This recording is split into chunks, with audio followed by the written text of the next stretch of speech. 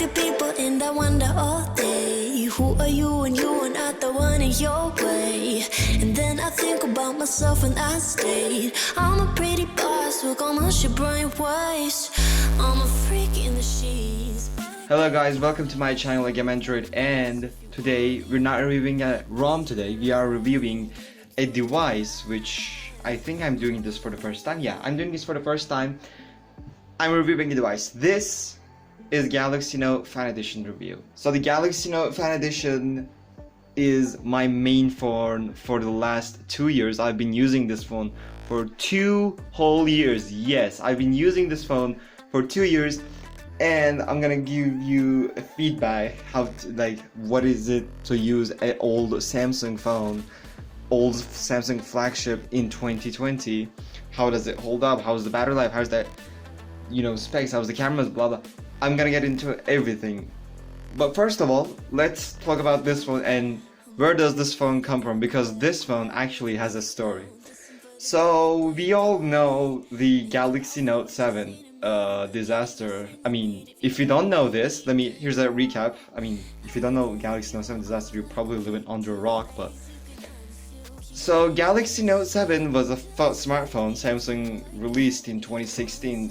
Note 7 was their flagship smartphone, and it was doing great. So many reviewers got the Note 7. They're saying this is the best phone of 2016 and blah blah blah, so on. And then there were like small news about Galaxy Note 7 exploded. Galaxy Note 7 exploded, and then they realized. Samsung realized that Galaxy Note 7s actually explode, which is so bad. So they recalled it, and then they gave another Galaxy Note 7. They said this is the renewed, refreshed. This Note 7 is not gonna explode. And then guess what happened? And that second generation Galaxy Note 7 exploded as well. So Samsung just recalled all of the Galaxy Note 7, no matter it's the first gen or the second gen Note 7, and then discontinued the Galaxy Note 7. So Samsung's flagship for 2016 was only the S7 and S7 Edge, which were still a great phone, but wasn't as great as a Note 7. So after the 2017 came in, Samsung released the S8, S8 Plus, and sales were even good, even though S8 was like the first flagship of Samsung that released after the Note 7, and they still sell the Galaxy Note 7s pretty good. So then in the middle of 2017, Samsung just quietly launched a phone named Galaxy Note Fan Edition and said nothing, literally nothing. There was no release, there was no press or something for this. It was just boom, a Galaxy Note Fan Edition. Then people just searched for it, and it was just a Galaxy Note 7. Yeah, this phone, you see right here, this is actually a Samsung Galaxy Note 7. But here's a difference from the Galaxy Note 7. This phone has a smaller battery of 3200 mAh capacity, while the Note 7 had 3500 mAh battery cell. So it's a little bit of decrease there. So battery life wasn't as good as the Note 7, but it was still doing fine. And well, I'm gonna review it today. So this is Galaxy Note 7, and I'm gonna call this phone Galaxy Note 7. I'm not gonna call it Note Fan Edition or something. This is Note 7 for me. It's Note 7. I'm not gonna argue about that. It's Note 7. Come on. Okay, so let's start with this phone's design. So this phone has a beautiful, gorgeous design. Actually, it has this huge bezels on the top and bottom, but it's still a great build with glass on the back and front and the metal frame. It's a glass and metal sandwich. It still feels great in the hand. It has edge displays, which I believe this was the first Samsung phone. Oh my god, my camera is not focusing. Okay. This was the first Samsung phone Samsung just made. This is their first symmetrical phone. So both of the back glass and the front glass curves equally, so it feels so much better in the hand. So when you hold it, it's so comfortable to use and reach everywhere. This phone has, as I said, gorgeous 5.7-inch 1440p display, which is a great display actually. If you're not in this 2020 world where like all of the phones are bezel-less, hole punch notches, teardrop notches, well, this one looks very, very ugly. Come on. I mean, it's not in the 2020 standards. It's at 2016 and you can like really notice it. But this phone still gets the jobs done, and I think it still looks good, even though it's not 2020. I like this phone with this, curved edges, the metal trail, the S Pen, the back glass. All of this phone actually feels sturdy, and this one feels really good in the hand. It's like, it's a solid phone. When you pick this phone up, it's a solid phone. You can notice it's not like crinking and cranking. It's not like bending and like making weird noises. It's a solid phone. So I like this about Galaxy Note 7's design. So if you like look at a detail, there's a home button and your capacitive touch buttons here at the bottom. When we came to the bottom of the phone, there's a headphone jack. Yes, that still existed on Samsung in 2016. A USB Type-C port. This phone was the first Samsung phone to implement a USB Type-C port, a mono speaker, a microphone, and your S Pen is here. So when we came to the top, there's a SIM card tray, a secondary microphone. On the left side, volume up and down buttons, and on the right side, there's only a power button. So in the back, there's only a single 12 megapixel main camera with flash and heart rate monitor. It's just nothing else. It's just a glass back phone. And at the top of the phone, I just came here lately because it's so much thing here, so I just learned everything before the video. This is your 5 megapixel camera. This is your iris LED, and there are some proximity sensors. This is your speaker grill, of course. Then this is your iris camera. This what sees your eyes. Yeah, this is also the first phone that came with iris scanning feature, which is still working great for me. So when it comes to the specs, this phone has Exynos 8890 with 4 gigs of RAM, 64 gigs of internal storage. I mean, it's okay. If you're talking about day-to-day performance, it's not slow at all. If you're like not playing so many games on this phone, if you're like just a normal user that goes into Twitter, Instagram, WhatsApp, social media stuff, maybe take some photos or two, this phone still holds up very well for you because it doesn't lag because it has a flagship processor from 2016. It's the Exynos 8890.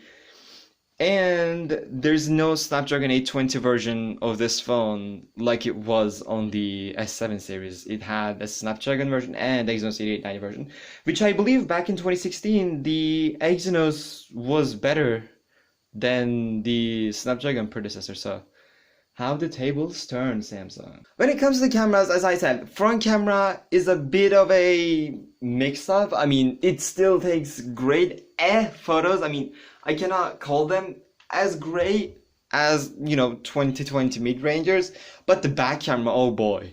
This back camera, this single 12 megapixel back camera, this guy takes amazing photos. I took so many photos with this phone, and it blows my mind every time I take a photo with this.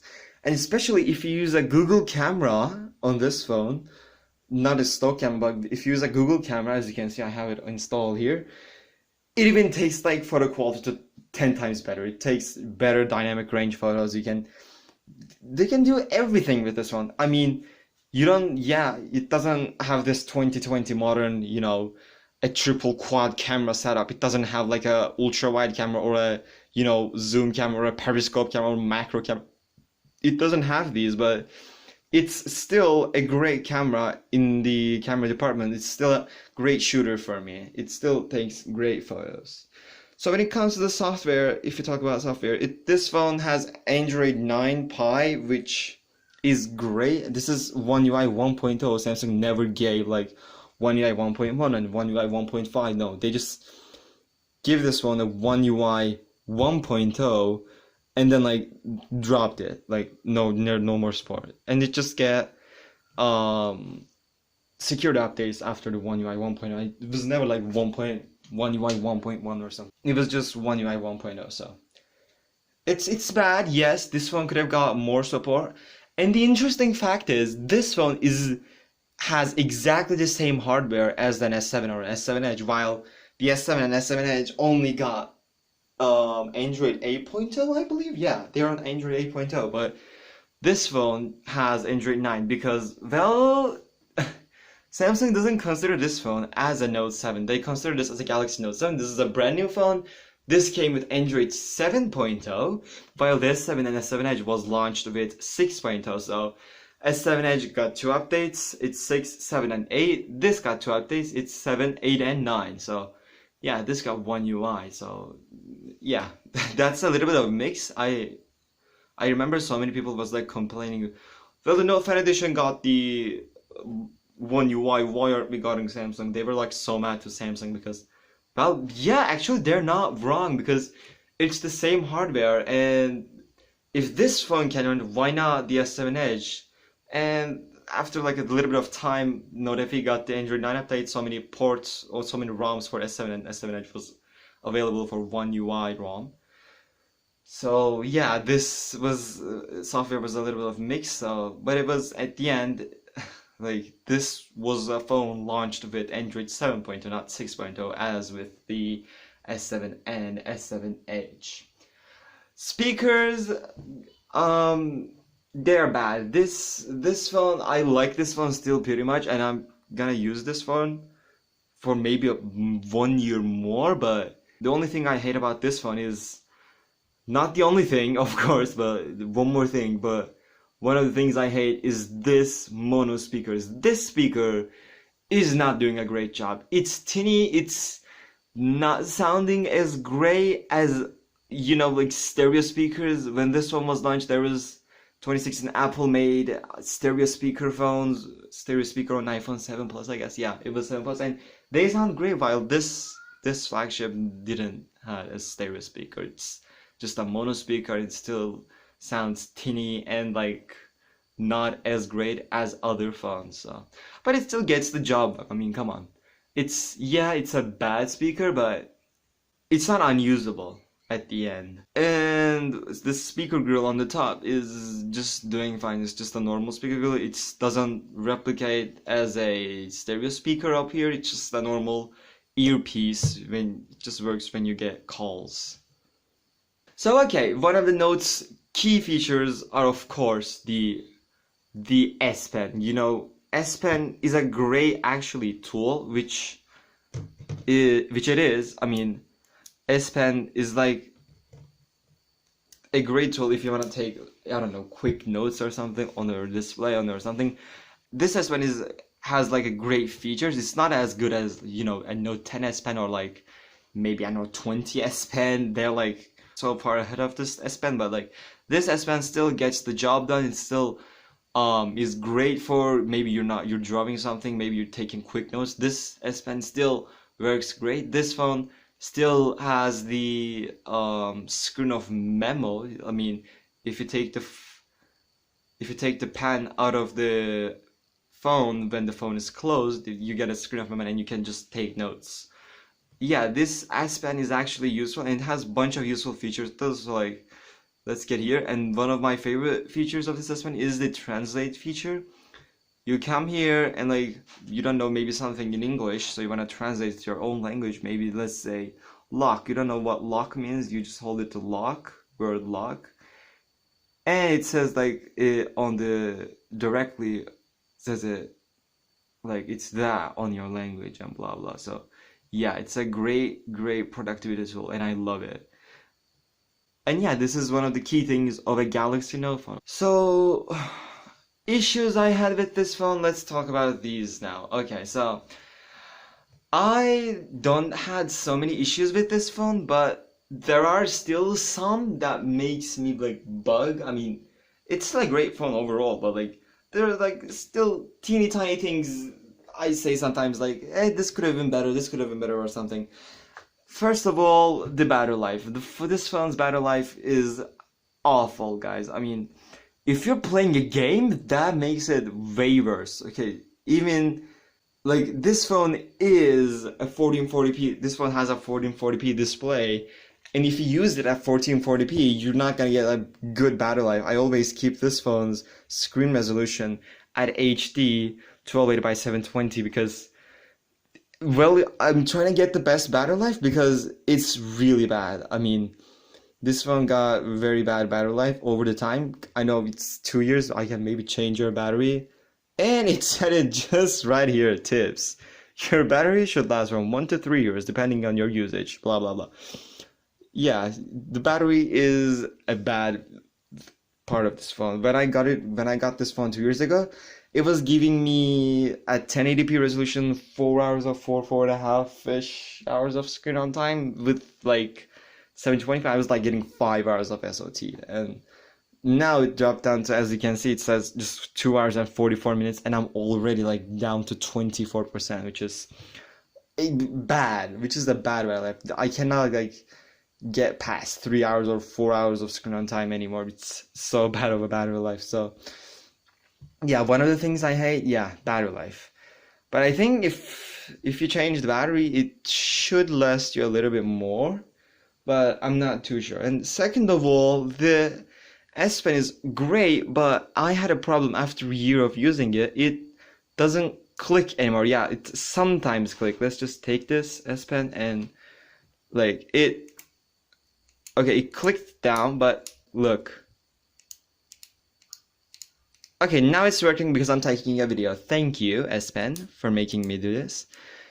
As you can see, it's sometimes, see, it's not clicking. It's not clicking. It's stuck here, and you're like trying to get this out of the phone, like with your fingernail, trying to get it pulled over like that sometimes after a time. So if you care about your S Pen, just when I was playing a game in the first times, I was always like pressing this, and it finally is broken. Yay, that's my fault, but okay.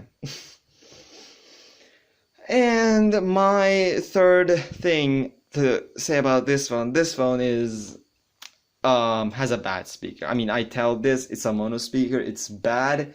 You cannot, like, if you care about your sound so much on this phone, this is not a phone for you. This is a phone just gets the jobs done for now. And let's came to a conclusion. This phone still holds up great in 2020. I compared this phone's performance with some 2020 mid-range phones from Samsung, like A51, A71, and this still performs well, or like a tiny bit better than the Galaxy A51. Like, it's nearly the same performance as A51. So yeah, this phone has 4-year-old hardware, but it's a 4-year-old newer phone, so it came to this speed, yeah. But sometimes this phone still is better.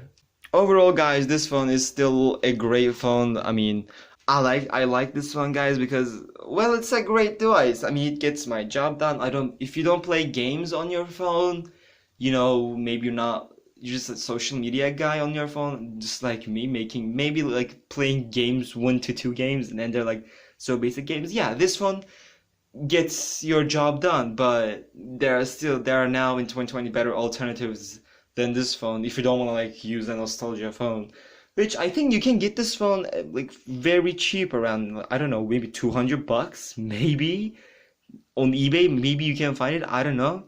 So like, yeah, this is a great phone. Actually, this was actually 2016's king, I would say, but for now in 2020, yeah, it gets the jobs done. That was my video, guys. I hope you enjoyed it. Let me know if you like this video. Please give it a thumbs up, and if you could subscribe to my channel, that would be amazing. You can check my other videos on my channel too. So thank you so much for watching this video, and see you on another video.